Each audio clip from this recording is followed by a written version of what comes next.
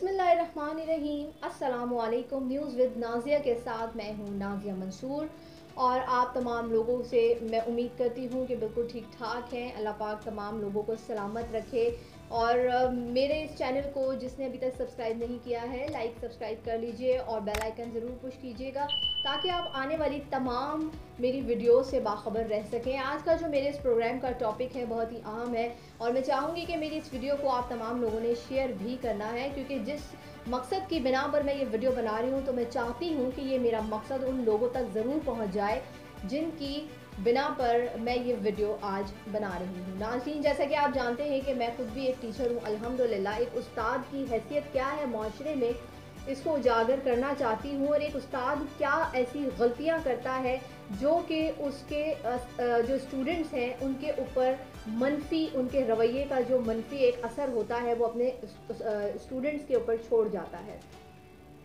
उस्ताद इल्म का एक ऐसा समंदर है जिसे किसी भी कौम की तरक्की में बेहद अहम किरदार अदा करना होता है। उस्ताद के हाथों में ही मुल्क और कौम के मुस्तकबिल के मेमारों को ऐसी हकीकी शक्ल देना है कि कौम व तामीर तरक्की की तरफ वो गामजन कर देते हैं।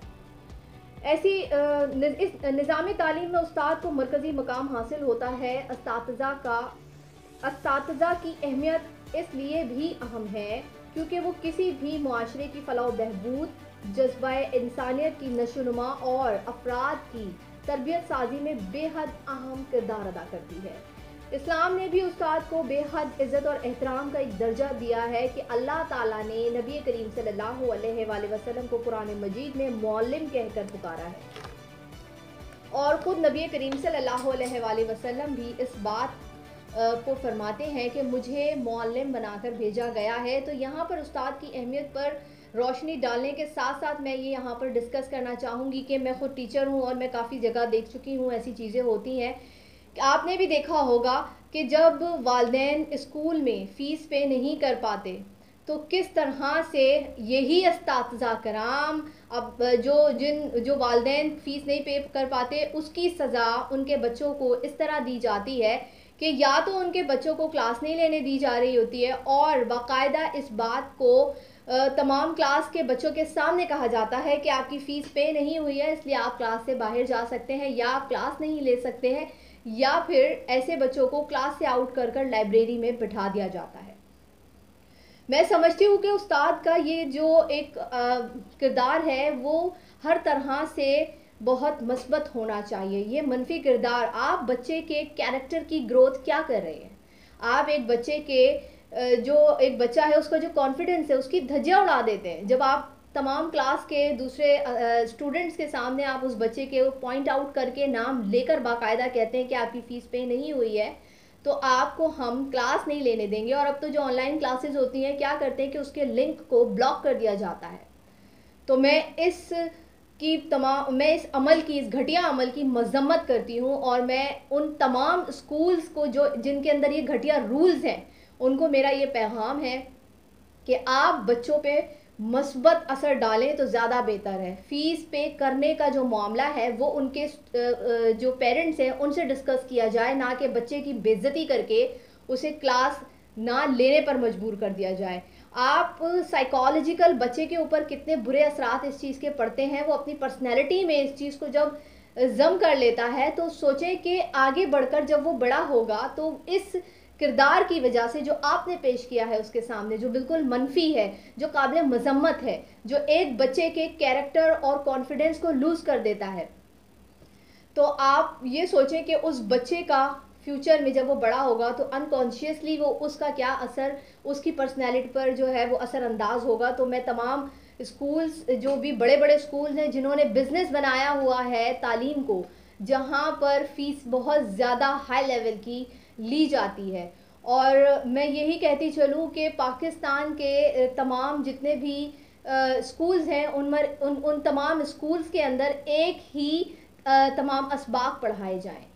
वेल ये तो एक अलग मेरी डिबेट है, इस पर भी हमेशा मैं बात करती रही हूँ और इंशाल्लाह आगे भी बात करती रहूँगी। लेकिन फ़िलहाल इस वक्त मैं यही कहना चाहूँगी कि जो उस्ताद है उसका एक अहम किरदार होता है किसी भी मुआशरे में। आप उस्ताद जो हैं वही तो मुआशरे की तकमील करते हैं, वही तो स्टूडेंट्स को तालीम देकर आगे बढ़ाते हैं और इंसानियत का जज्बा उजागर करते हैं। लेकिन यहाँ पर इस मस्बत किरदार की वजह से, सॉरी मनफी किरदार की वजह से जो यहाँ मनफी किरदार अदा किया जा रहा है स्कूल्स के अंदर, फ़ीस के नाम पर बच्चों को बाहर निकाल दिया जाता है नाम लेकर। तो मैं चाहूँगी कि मैं इस अमल को रोकने में पूरी कोशिश कर सकूँ और वो टीचर्स हजरात और वो स्कूल जिनके अंदर ये सिस्टम है, सिस्टम को ख़त्म किया जाए।